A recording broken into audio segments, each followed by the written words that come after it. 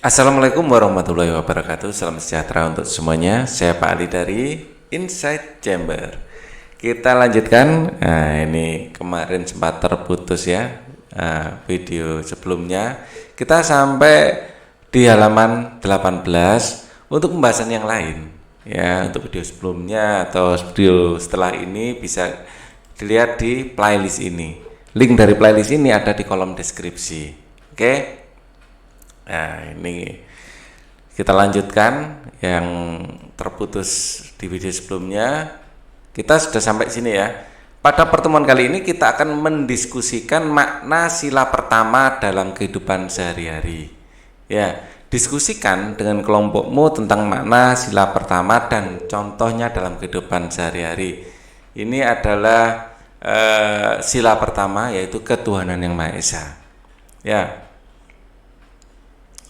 Ini sila pertama adalah sila ketuhanan yang Maha Esa yang bermakna, di sini maknanya sudah ada ya. Percaya kepada Tuhan sehingga setiap warga rela untuk diatur. Percaya adanya Tuhan sehingga setiap warga negara rela untuk diatur. Ya, diatur oleh Tuhan maksudnya ya. Makna setiap orang dibebaskan untuk memeluk agamanya masing-masing, maka setiap orang bertanggung jawab untuk taat dengan aturan agamanya. Semua yang Tuhan berikan kita harus jaga, toleransi antara umat beragama dan sesama umat beragama. Oke, makna ini juga ada di sini, ya, makna dari Pancasila di butir-butir Pancasila. Caranya adalah kalian bisa browsing ya di Google atau di browser apa aja, bebas ya. Pilih yang butir-butir Pancasila. Saya pilih dari Wikipedia. Berdasarkan ketetapan MPR nomor 1978, ini adalah sila ketuhanan yang Maha Esa. Ini maknanya adalah seperti ini: percaya dan takwa kepada Tuhan yang Maha Esa sesuai dengan agama dan kepercayaan masing-masing menurut dasar kemanusiaan yang adil dan beradab, hormat menghormati dan bekerja sama antar pemeluk agama dan penganut-penganut kepercayaan yang berbeda-beda sehingga terbina kerukunan hidup, saling menghormati kebebasan menjalankan ibadah sesuai dengan agama dan kepercayaannya, tidak memaksakan suatu agama dan kepercayaan kepada orang lain. Nah, itu makna dari butir-butir Pancasila. Diskusikan dengan kelompokmu tentang makna sila pertama. Contohnya adalah kita wajib memeluk agama. Ya, kita harus memeluk agama ya. Percaya dan pada Tuhan sehingga warga negara rela diatur. Ya, wajib memeluk agama. Karena ini adalah sila pertama, ketuhanan yang Maha Esa.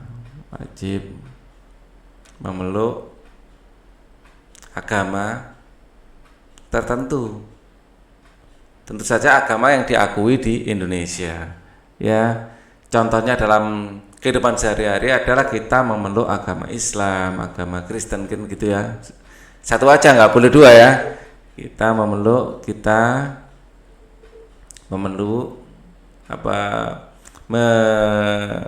memeluk dan menjalankan perintah agama. Ya, wajib memeluk agama tertentu. Kita memeluk agama tertentu dan menjalankan perintah agama tersebut ya, dan menjalankan perintah agama.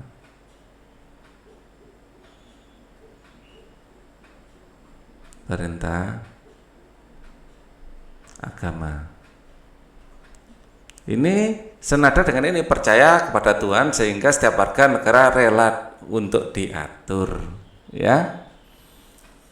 Kemudian kita bebas memeluk agama masing-masing, setiap orang bertanggung jawab untuk taat kepada aturan agamanya ya. Nah, kita menjaga pemberian Tuhan.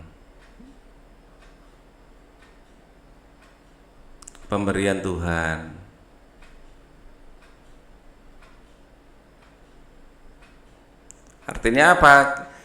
Termasuk alam ya, melestarikan alam. Contoh dalam kehidupan sehari-hari adalah melestarikan alam.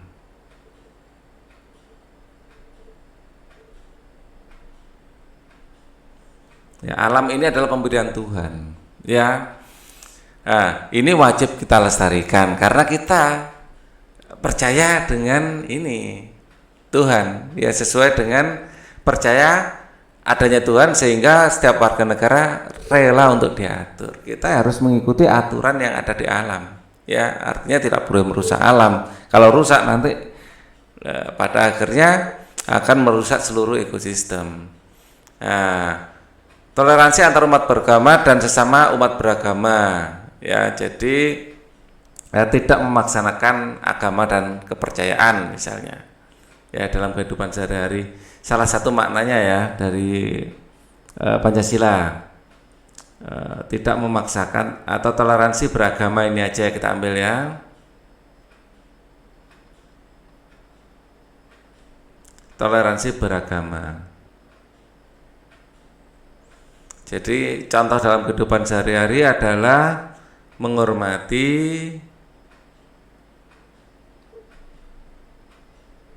ya atau hari raya agama lain, perayaan hari raya agama lain.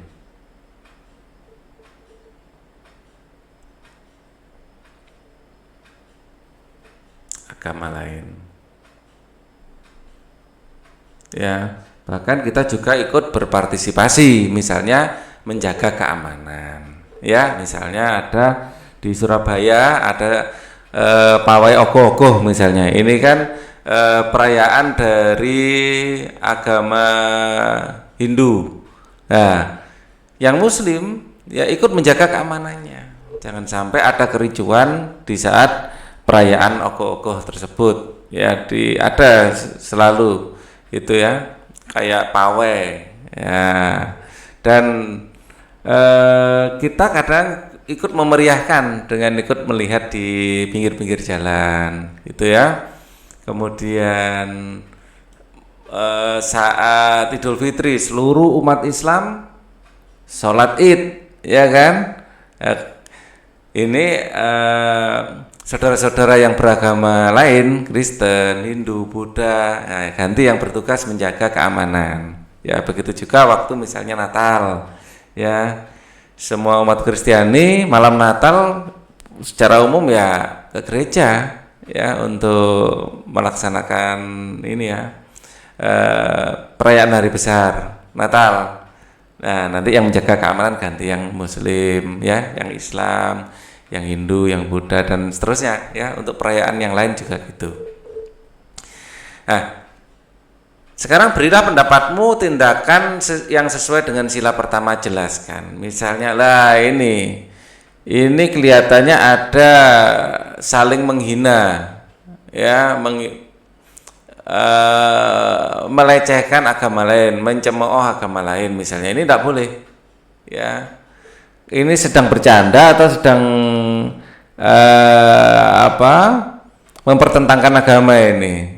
Ya, kalau dilihat dari mukanya sih kelihatannya, saya nggak tahu, ini agak susah ditangkap ya. Ini sedang bercanda atau hidup rukun atau mencemooh ini ya. Jadi tidak begitu jelas ya.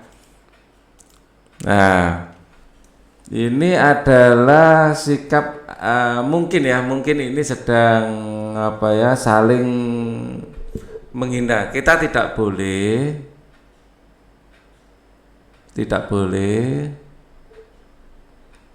saling menghina. Ini akan merusak kerukunan. Kelihatannya saling menghina ini, karena akan merusak kerukunan.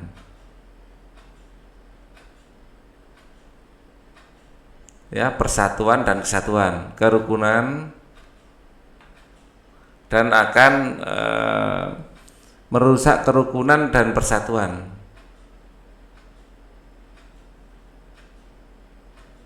antar warga. Ya. Nah, ini penambangan liar misalnya ini ya. Saya nggak tahu ini liar apa enggak. Ya, ini kelihatannya yang negatif yang di atas ini ya. Penambangan liar. Kita harus menghindari penambangan liar. Tidak boleh. Kita tidak setuju, pendapatnya tidak setuju dengan perusakan alam dengan menambang secara liar. Ya, kitanya mana? Kita tidak setuju. Kita tidak setuju dengan perusakan alam dengan adanya penambangan liar misalnya. Ya, alasannya ya akan merusak lingkungan.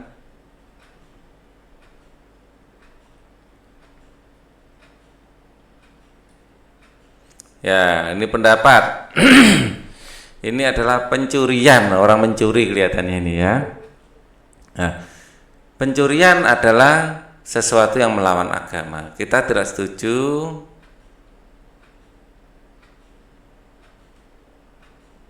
dengan adanya pencurian, termasuk korupsi ya. Ini juga harus kita perangi ya. Kita tidak setuju ya. Yang mencuri ya bukan hanya orang yang malam-malam mengendap-endap mengambil barang aja, termasuk korupsi waktu. Nah, itu ya, itu tidak boleh karena ini melawan perintah agama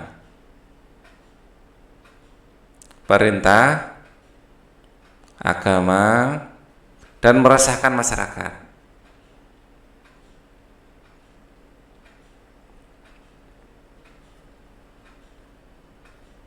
Kemudian, nah kalau ini yang bawah kelihatannya yang positif-positif, pendapat setuju. Ya. Jadi ini kelihatannya sedang ngapain mereka ya? Nah, kelihatannya sedang berdoa ya dari sikapnya. Oke. Setuju alasan setuju. Kita harus berdoa. Kita harus berdoa sebelum belajar. Ya, pendapatnya setuju, tidak setuju gitu aja ya, biar nggak terlalu panjang. Nah, ini pendapatnya setuju. Ya. Kita bisa mengolah ya alam untuk kita bisa mengolah alam dengan baik untuk memperoleh hasil.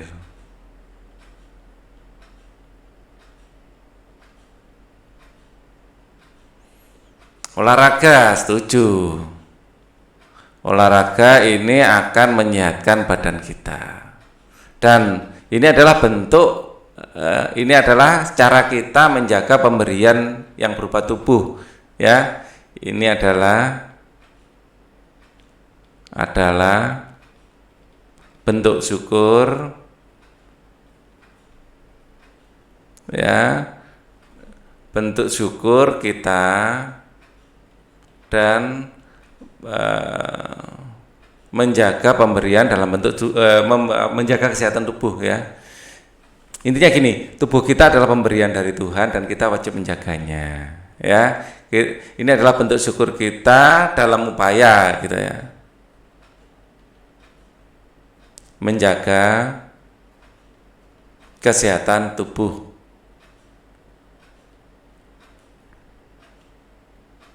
Nah, seperti ini. Tuliskan contoh tindakan lain dalam kehidupan sehari-hari yang sesuai dengan sila pertama Pancasila. Misalnya, tidak memaksakan agama dan kepercayaan kepada orang lain.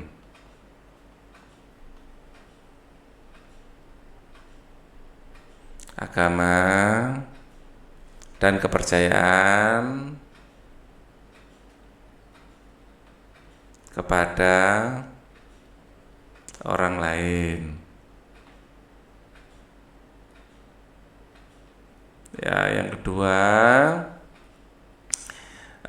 bisa bekerja sama bekerja berteman ya, dan bekerja sama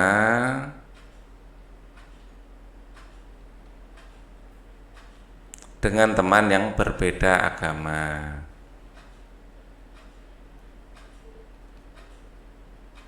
Yang berbeda agama. Ya. Jadi kita tidak boleh membeda-bedakan pertemanan dari segi agama, tidak boleh ya. Semua adalah teman. Ya. Yang penting kita menjalankan agama dan kepercayaannya masing-masing dan saling menghormati gitu. Nilai-nilai apa yang sudah kamu pelajari hari ini? Ya, yang hari ini pelajari nilai-nilai ya, nilai-nilai sila pertama Pancasila.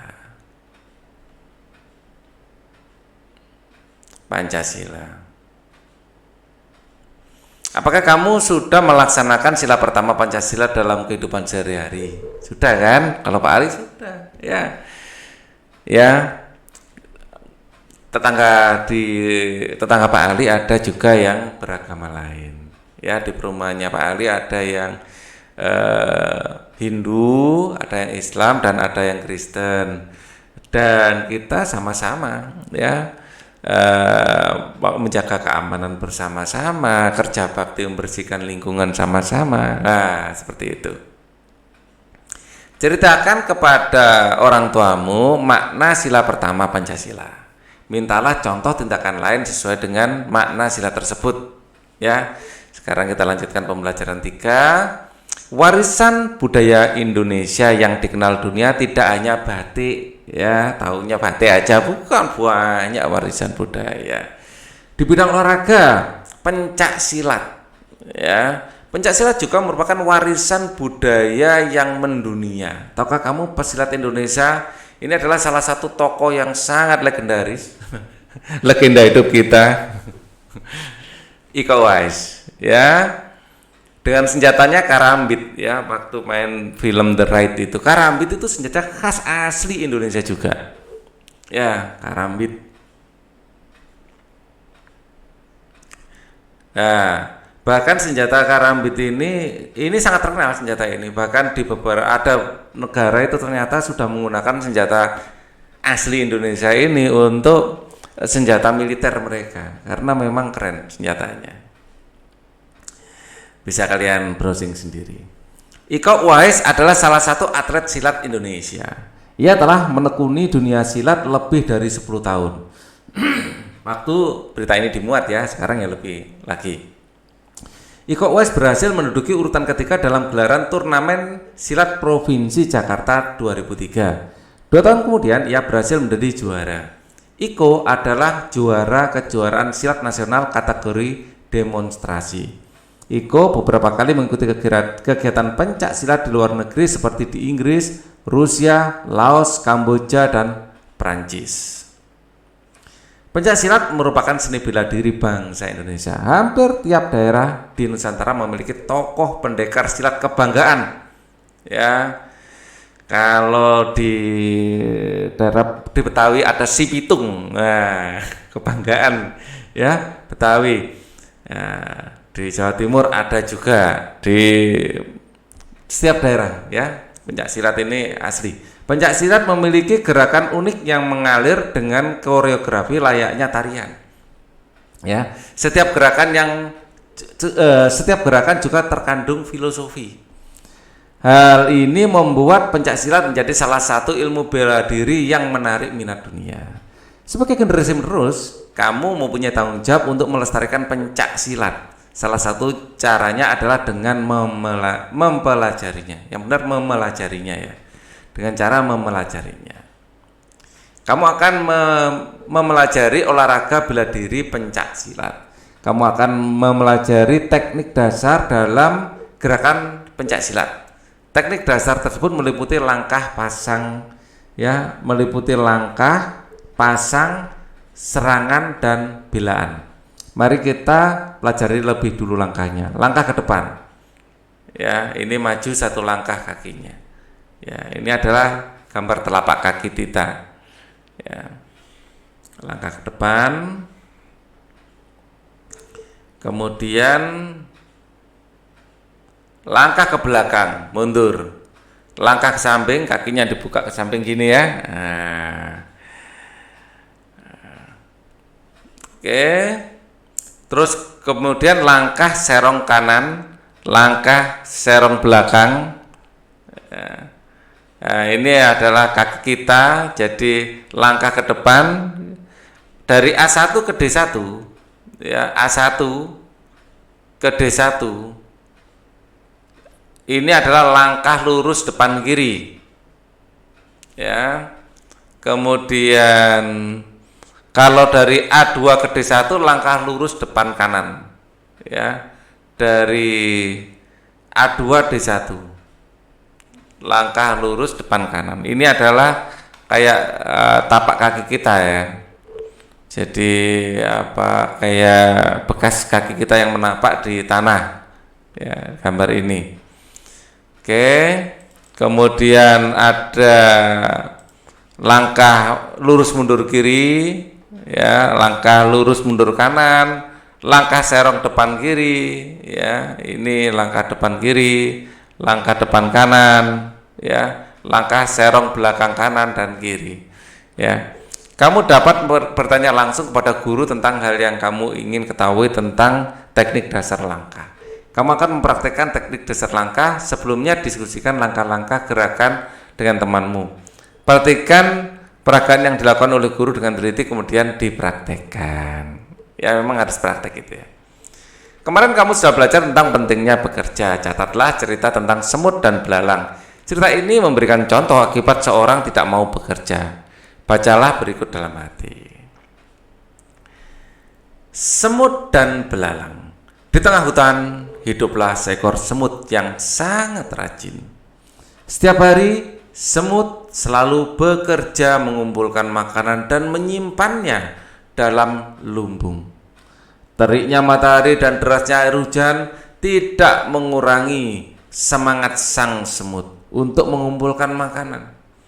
Dengan bersusah payah sang semut bekerja keras untuk membawa makanan, kemudian dikumpulkan dan disimpan di dalam lumbung rumahnya. Pada suatu hari ketika sedang bekerja, sang semut bertemu seekor belalang yang sedang asyik berjemur sambil bermalas-malasan. Mut, kamu sedang apa? Tanya belalang. Aku sedang mengumpulkan makanan untuk persiapan musim dingin, jawab semut. Buat apa kamu mengumpulkannya sekarang? Musim dingin masih lama. Lebih baik kita malas-malasan dulu, kata belalang lagi. Sang semut tidak memedulikan belalang. Ia tetap bekerja mengumpulkan makanan yang dijumpainya. Demikianlah sepanjang hari sang semut sibuk bekerja, sementara sang belalang bermalas-malasan. Akhirnya musim dingin tiba. Sang semut yang rajin duduk dengan nyaman di dalam rumahnya yang hangat. Ia menikmati makanan yang berlimpah. Belalang termenung sedih di rumahnya karena tidak memiliki makanan sedikit pun. Saat belalang hampir mati kelaparan, sang semut datang dan memberinya makan. Sejak saat itu, sang belalang rajin bekerja mengumpulkan makanan seperti sang semut. Seperti itu ya. Cerita ini dibuat juga versi animasinya oleh Walt Disney, bagus itu. Ya. Kalian bisa browsing, mungkin ada di YouTube mungkin ada. Tulis pendapatmu tentang sikap yang diperlihatkan oleh semut dan belalang. Pendapatmu tentang semut. Semut rajin bekerja dan memiliki rencana hidup yang jelas.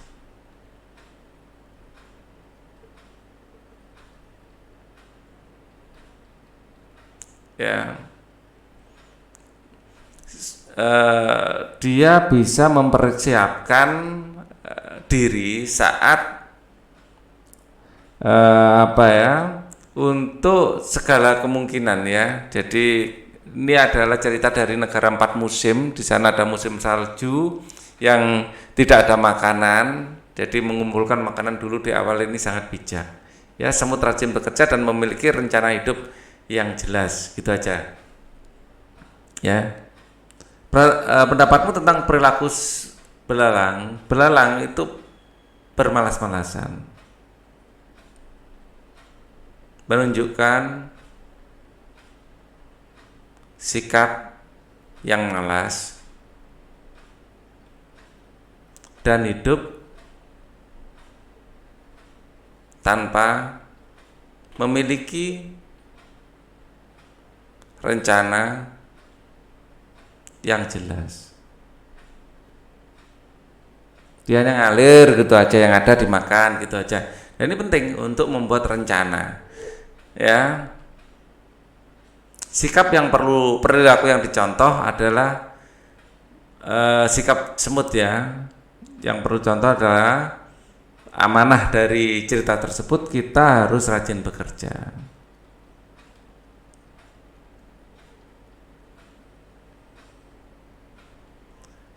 Suka menabung,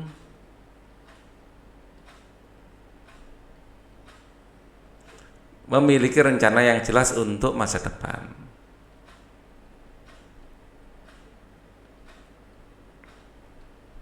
Jelas untuk masa depan.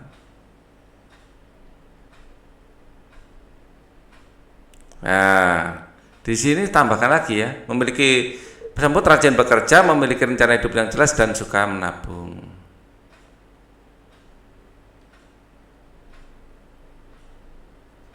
Oke.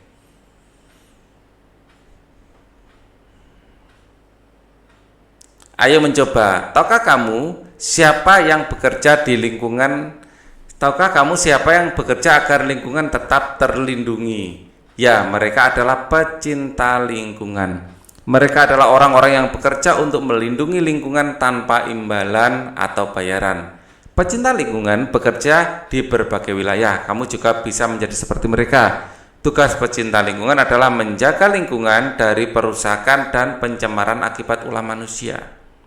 Ya, kamu dapat menjadi bagian dari mereka yang peduli terhadap lingkungan. Buatlah rencana kegiatan agar sumber daya alam di sekitarmu terjaga. Pilihlah paling sedikit 2 sumber daya alam yang ada di sekitarmu. Rencanakan 3 kegiatan untuk menjaganya. Ya, misalnya sumber daya alam sungai. Ya, pilihlah paling sedikit 2 sumber daya alam ya. Ya, misalnya sungai. Ya. Oke, di sini. Sungai, rencana kegiatan tidak membuang sampah dalam sungai. Alat yang dibutuhkan adalah tong sampah. Ya, biar tidak dibuang ke sungai, dibuang di tong sampah.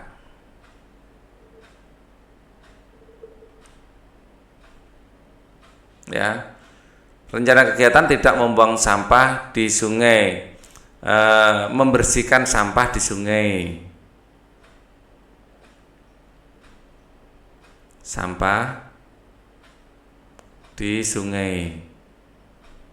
Yang dibutuhkan adalah tongkat panjang dan jaring.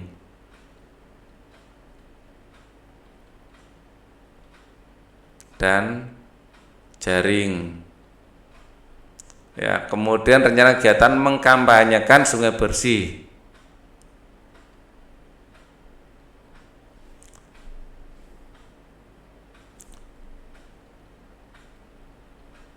Ya, kepedulian terhadap sungai, terhadap kebersihan sungai dalam bentuk poster ya, membuat poster, dan poster ini mungkin bisa ditempel di tempat-tempat umum, misalnya di kantor kelurahan, di sekolah ya. Misalnya di Surabaya ini ada hutan bakau.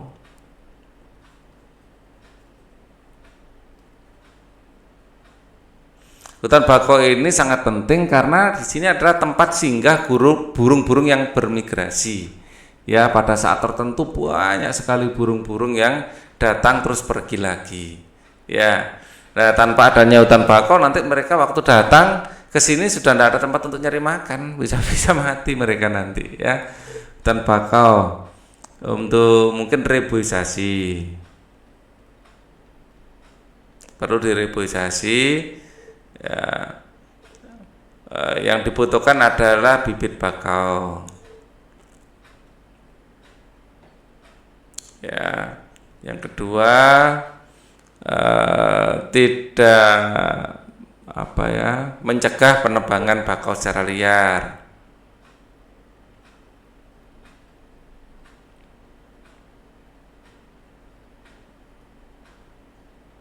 Mencegah penebangan liar dengan ikut menjaganya ya, dan menegur para penebang ya,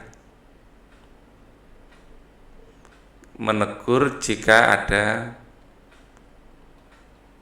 penebang liar.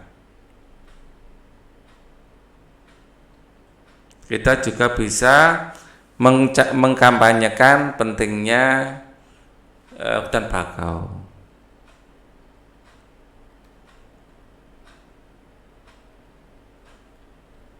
Pentingnya hutan bakau. Nah, dengan membuat poster, kita mengedukasi ya.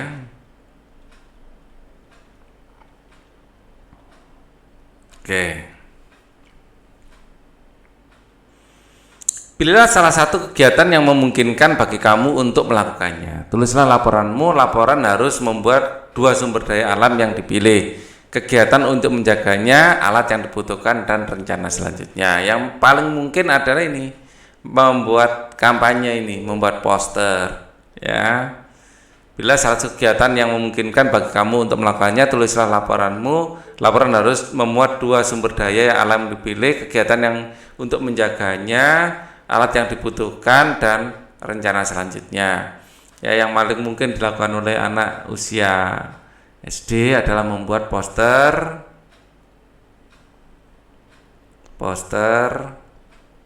tentang kepedulian pada sungai, mungkin kepedulian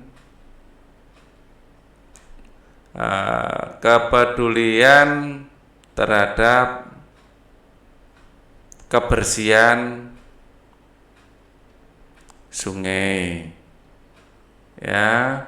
Pos tersebut bisa dikampanyekan di pinggir jalan, atau dipegang-pegang gini ya, atau ditempel di tempat-tempat tertentu.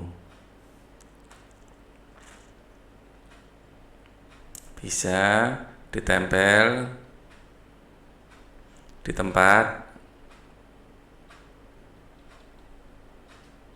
tertentu, misalnya majalah dinding sekolah atau perpustakaan kota ya. Nah, di situ penting untuk, ini salah satu upaya untuk edukasi masyarakat ya. Diskusikan jawabanmu dengan teman sekelompokmu.